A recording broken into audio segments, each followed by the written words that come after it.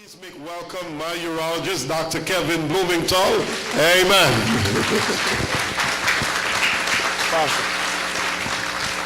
Thank you. Hello. Hello. Morning. And this is so much fun. Thank you for having me. This is great. So as he said, my name is Kevin Blumenthal. I'm a urologist up in Columbia, Maryland at Central Maryland Urology. This has been a long time coming, and we finally got this scheduled, and I thank you for inviting me here to talk. I just want to mention, I don't know if I can compete what was ahead of me. That was some fantastic, some wonderful people, a lot of talent. Not to mention, you don't dress like this when you come see me. You're a very snappy dresser. And I didn't know you could sing either. You have to sing next time you come in the office. So I was invited to talk, and these are sort of the three most important things I thought you would want to hear, and the three things, I sort of call them the big three, the three things that I see the most. Enlarged prostate, or symptoms of that, prostate cancer, and then erectile dysfunction. Some other examples of the big three, but those are sort of the big three we see in the office. Each topic individual, I could talk for 2 hours, and I have hour or 2 hour talks of this, and I sort of smush this all together into one talk. So I may skip through this. I want to make this as informal as possible, so I know this is hard for you, but please yell out if you have questions. You guys seem pretty good about yelling things out, so don't be shy. If you have questions, throw something at me, yell something out, raise your hand. First thing we're going to go over is enlarged prostate, or BPH, go over some background information, natural history, and then go over some treatments.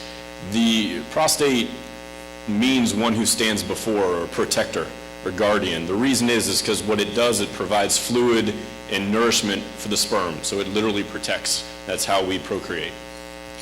Normal size is about the size of a walnut. Some sizes grow much, much bigger than that. The normal growth of the prostate increases, as men age, the amount of tissue increases. Obviously that can be a problem because it blocks the outflow of urine. In addition, the more receptors in the prostate called alpha receptors grow. And what that does, that constricts the prostate. And so again, poor outflow of urine. Thankfully, there are some medications that can treat both of those. Before I go on, I meant to mention this before, and I'll come back. But it is nice to see all the women here because, as you probably know, men don't come see me. Men are dragged to see me. The women are the ones that bring everybody here. So even though this is directed mostly towards men, this is Prostate Cancer Awareness Month, women, I want you to listen because you're the ones that are going to be dragging your husbands and your brothers and your sons in to see us. Just like when you were asked if anybody has any prostate problems or health problems, not one man stood. Till the woman next to him elbowed him and said, "Stand up." So I meant to mention that earlier. So it's good to see everybody here, men and women. When you come into the office, you may see this chart, and it talks about symptoms, and symptoms are broken down. You may look at this chart and say, I have that, I have that, I have that. Symptoms are pretty much broken down into emptying problems and storage problems, and you may see what ails you on this list as opposed to many more. That's not the only problem. We know that the bladder itself can play a role, and over long periods of time, the bladder can go through changes, and it become what we call hyperactive or overactive. And a lot of women know what I'm talking about with an overactive bladder. Men can get this too, where the bladder, instead of becoming full, it only is half full and says, I gotta pee, I gotta pee, I gotta pee.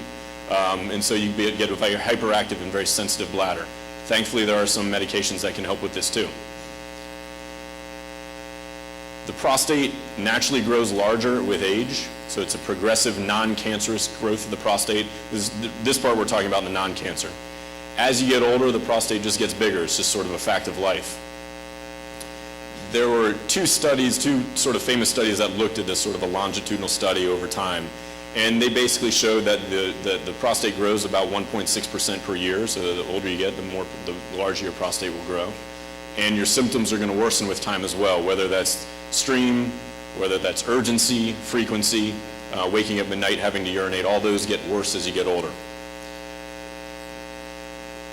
The risk of going into retention, meaning you can't urinate at all, increases with age. The worse symptoms you have, the more likely that will happen, as well as the size of the prostate.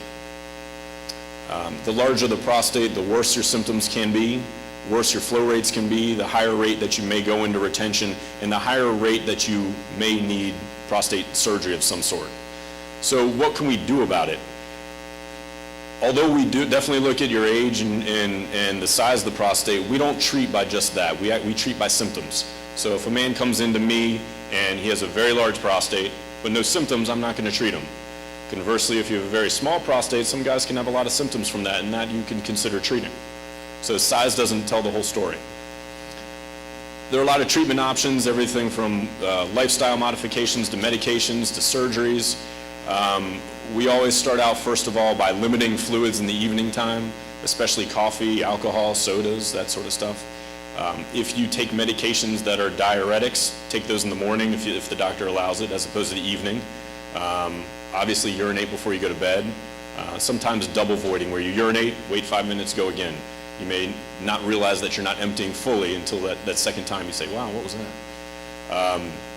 These are some of the groups of medical treatments. We'll kind of just go through this quickly. The first group, you may see this on TV a lot, the Flow Max, Rapid-Flow. You may see those commercials on in between football games or the Golf Channel. It prevents the symptoms from getting worse by relaxing the prostate. If it relaxes the prostate, you have better flow. This is another group called Proscar or Avodart. You may see that on TV as well too. Not only does this prevent symptoms by shrinking the prostate, it also can prevent future development of needing surgery or future development of retention as well, so that's important. As everything else, they do have some side effects to it. Importantly though, when you combine them, they actually work better than either alone. And this is just sort of an example. There's a study that showed that when you combine the therapy, as opposed to each individually, they actually work better than either separately. And a lot of women in the group may recognize these medications, Sanctura, Detrol, Ditropan. These are the ones that calm the bladder down and relax the bladder. So again, sometimes we use that. Interestingly, we see these normally for erectile dysfunction, but they've been shown over the last couple of years, there's some studies, and actually it was just FDA approved, that it can help with urinary symptoms as well too. We don't know how, but it does. So that's another thing that sometimes we use. The famous bath commercial, the two tubs sitting next to each other. A lot of patients are on herbal medications. They're very popular. There's a list of some of them. They're very controversial. I tell patients, and I get this at least a couple times a week, asking my opinion about herbal medications. It's hard, but what I always tell them is it may help and it's probably safe. That's sort of the bottom line. Needless to say, this is a multi-billion-dollar industry. Google saw Palmetto, which is sort of one of the more popular ones for BPH, and 432,000 hits come up. So this is obviously something a lot of people are looking into. There's got to be some credence to it. They've been around for thousands and thousands of years, so it must work somehow. Saw Palmetto in general works very similar to one of the medications by shrinking the prostate down. In this one in particular, there has been some studies, so there is some data behind it showing that this may in fact work. In general though, it's not recommended by the American Urologic Association, although they do recognize there may be some benefit to it, but the problem is there's really no quality studies, good long-term quality studies, and that's where part of the problem is. The other problem is that they're not FDA approved. So what I always tell patients is buyer beware. You don't really know what you're getting. There's no real oversight to it. You don't know what's in it is really what's in it, and you don't know sort of what you're getting. And it's funny because patients will come to me a lot and they'll give me a hard time when I try to give them a prescription for Flomax, and they say, well, what does it do to you? How much does it cost? What are some side effects? Which is great. You got to know what you're putting in your body. Yet they'll go to GNC and buy something off this guy, and they don't even know what they're putting in themselves. They don't even know if what they're giving themselves is really what they want. So just be careful. That's the bottom line.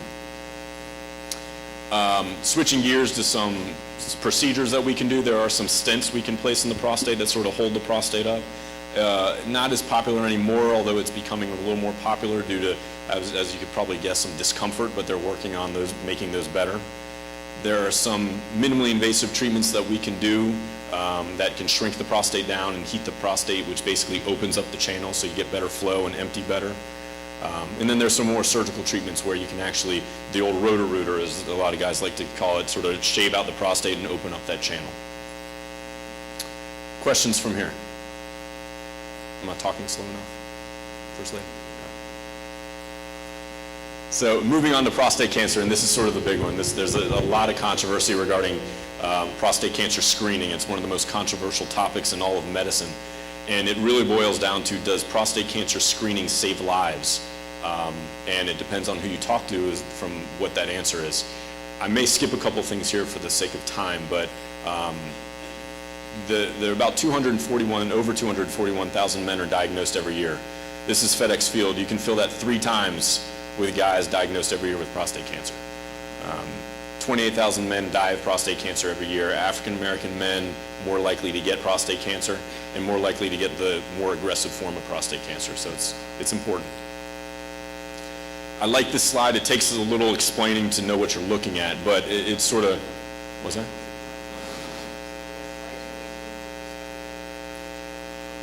We don't know exactly. There has to be some genetic component to it for some sort, but we don't know.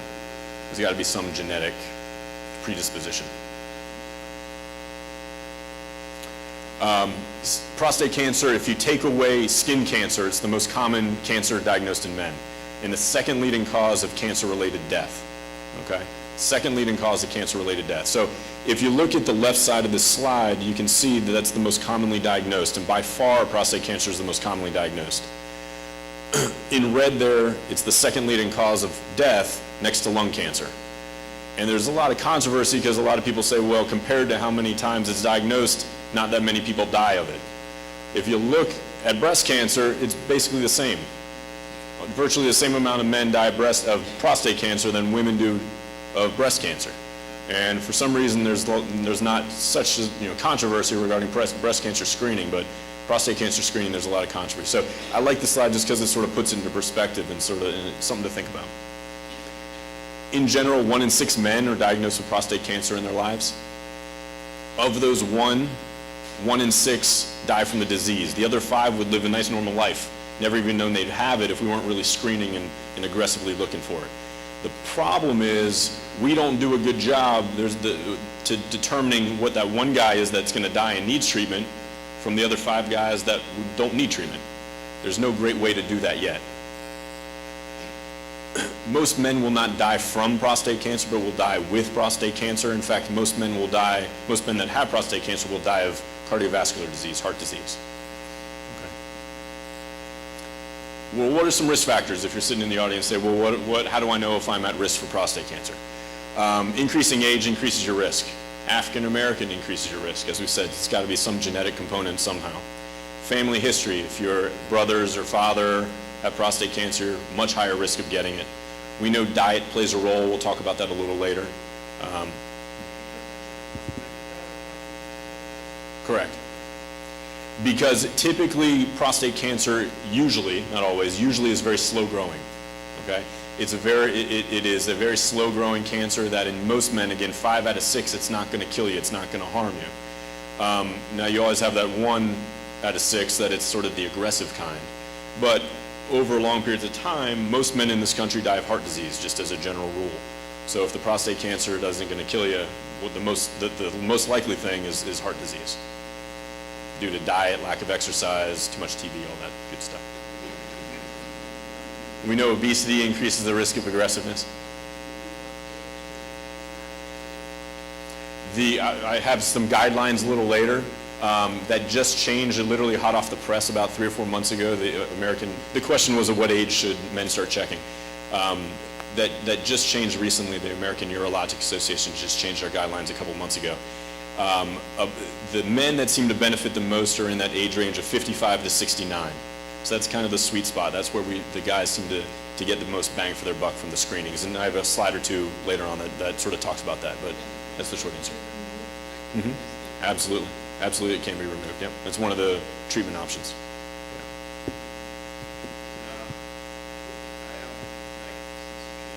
Yeah. Mm-hmm.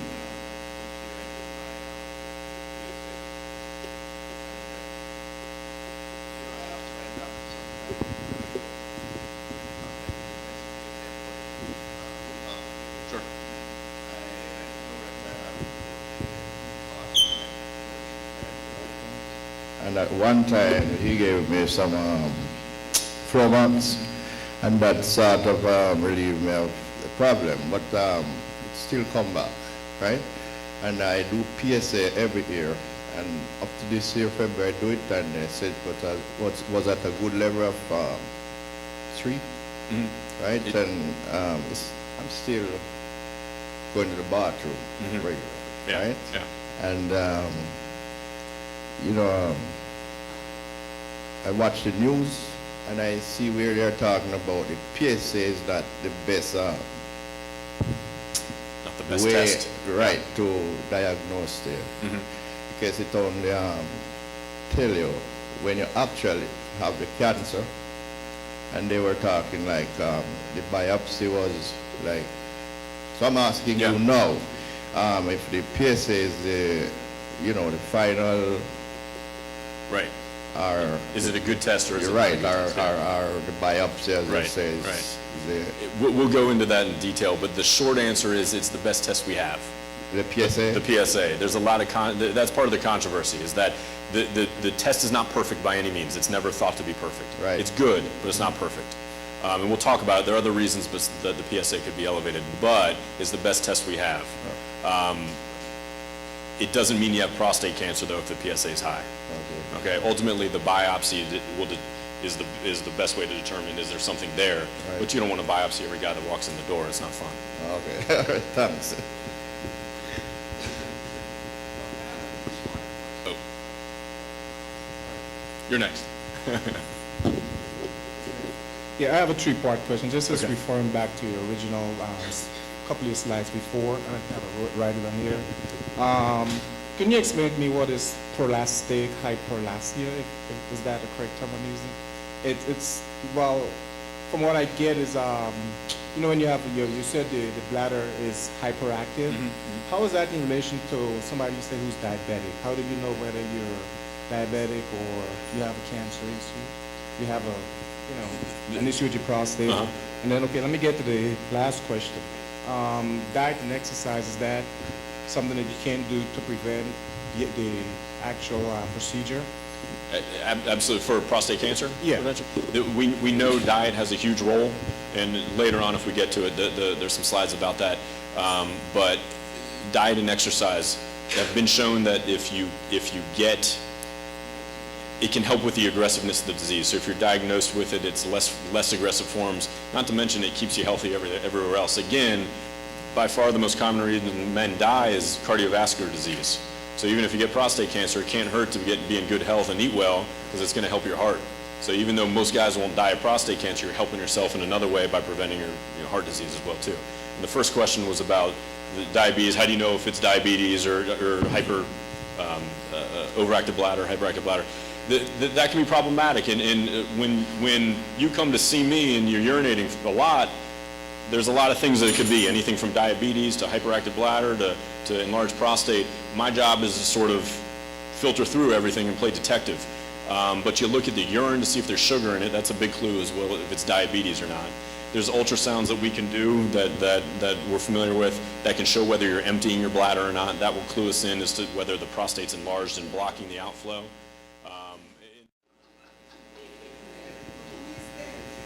What's that? Definitely. I can only help so much. Sometimes it comes from up above. My question is to piggyback on what Griffith was asking. What are the symptoms that you will have to observe to recommend that the prostate be removed? From a cancer standpoint? Or Cancer or enlarged prostate? The symptoms, again, it's not so much size, it's really more symptoms. And so you tell me, oftentimes I'll have the patients tell me when they want something done. Okay, I never push anybody into surgery. So you'll tell me when you're at a point where you say, I need something done. Whether if you're waking up 4 or 5 times a night, if you know where every bathroom is from here to your house, when you stop at every McDonald's. Okay? Some people carry Gatorade bottles in their car because they can't make it. Okay? So things like that. When I step in, and this is a problem, a lot of guys, remarkably enough, tend to minimize symptoms, or they don't really realize it's going on. That's, women know. And so a lot of guys will come in and say, no, I'm fine. I don't have any problems. When I do an ultrasound, they have almost a liter in their bladder after they're done urinating. So that's when I step in and I say, I don't care what you think or what you want, this is what you need. So some guys may not know they have symptoms until I sort of show them, listen, you're damaging your bladder. And ultimately, if you damage your bladder, that's bad news, because then you're talking about catheters, injuring your kidneys, that sort of thing. We face this a lot. Most patients we see are low-grade, low-volume cancers. What do you do with those guys? Traditionally, we've treated every single guy that walks in the door with prostate cancer. That's sort of what used to happen. We know now the side effects with prostate cancer, erectile dysfunction, incontinence, not that, just to mention a few. Nowadays, we're trying to really determine, is this the one person that needs treatment, or are you part of the 5 that don't need treatment? Okay? There's no great way to do that. We're not there yet. Hopefully there's some genetic tests and swabs or blood tests that will determine that, and they're working on that. But right now what we do is we try to make an educated guess, an educated decision. You incorporate everything I know about you, your age, your health status, family history, your race, your ethnicity, your PSA value, your biopsy results, how much are there, how aggressive it is. And if I think you're going to benefit from having treatment, then yes, you could consider it. But if you come in and see me and you have diabetes and high blood pressure, you've had 3 heart attacks, no one in your family has lived past 40, you've had a kidney transplant, you're on oxygen, your life expectancy probably isn't going to be 10 years, so it's probably not worth treating you. Versus if you're relatively healthy and have at least a 10-year life expectancy, then it's worth treating. That's sort of the bottom line, but you got to treat every patient separately, individually.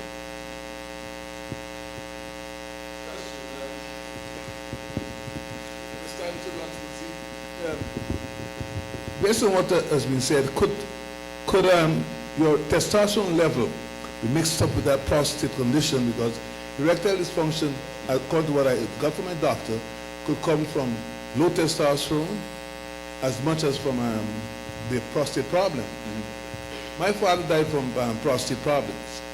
I'm 73. And I'm very wary of what I need to do and keep checking.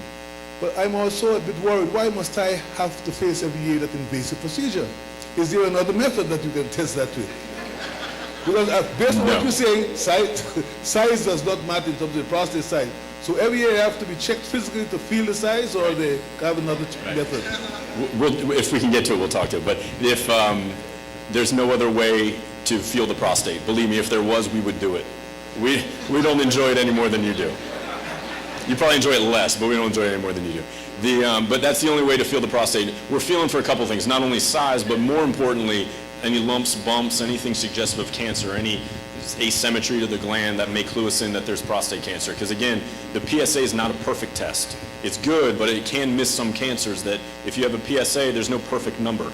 So if your PSA is low, 1 or 2, I can't say you don't have prostate cancer. Okay? And occasionally, maybe once a year, I'll pick up a prostate cancer just from exam, as opposed to the PSA is nice and low, but I felt a nodule. That can lead to a biopsy and that does. So unfortunately, yes, you need both. That's part of screening, is both the rectal exam and the PSA. But it would be nice if we didn't have to do it from our side. Yeah.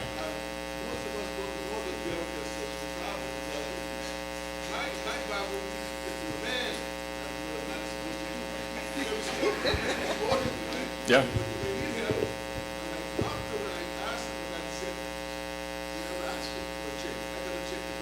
Yeah. Yeah. The low testosterone, it is very big. You'll see it on TV all the time. Low T. You'll see it all the time now. And they're considering actually making it as part of just a yearly screening because it's so popular. We used to think it only had to do with erections, libido, sex drive, that sort of thing. We now know it's a heck of a lot more important than that. It maintains good cognition and memory as you get older.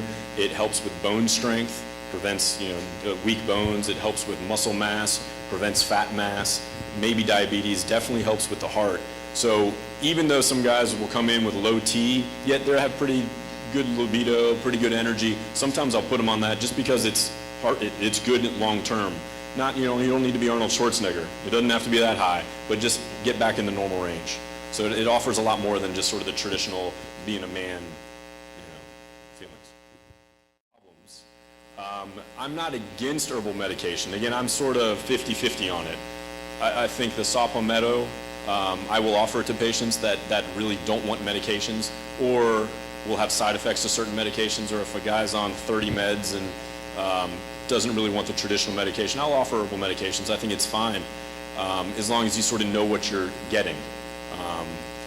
So I think there's a place for it, but there just needs to be a lot more research done to really prove safety and that it really works. Getting up at nights. About 10, 12 years ago, I had that problem. And like every hour I had to get up and go to the bathroom. So I went to my urologist and he gave me Flomax, but he sat me down and he said that it's not going to help me. I had to do the surgery. So, because I couldn't drive from here to New York without stopping. And he did the surgery, and I have driven 6 hours without going to the bathroom, so it does help. You know, I know some men have concern about what it's gonna do to them if they had that surgery, but it's something that I've experienced and I have no problem.